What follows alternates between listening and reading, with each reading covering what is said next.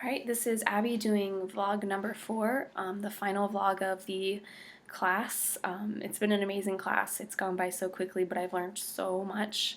Bear with me, I'm getting over a cold that I had all week, so hopefully you can hear everything I say.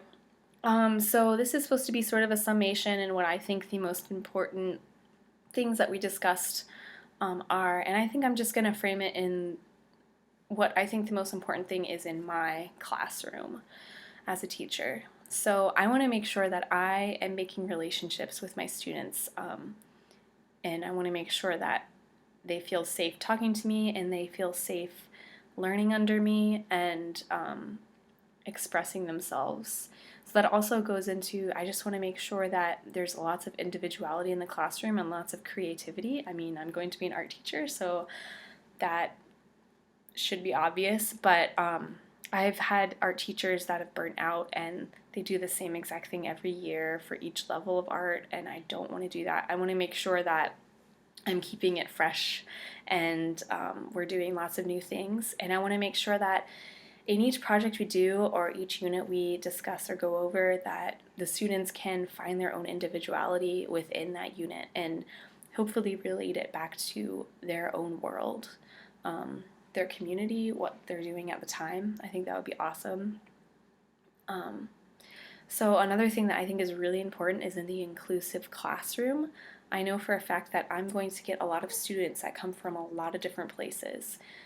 I'll get the tag kids and the sped kids all in one class, and even this upcoming fall for my practicum, I'll be working with 6th, 7th, and 8th graders all in one classroom.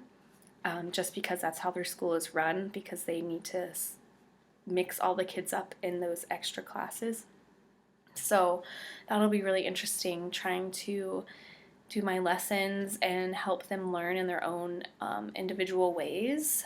There's going to be a lot of 8th graders that are far past what the 6th graders are going to be learning, so that'll be fun and interesting to work with. But I also want to make sure that I am reaching those kids that do have special plans and things like that, and I know that we're going to be learning more about that in management.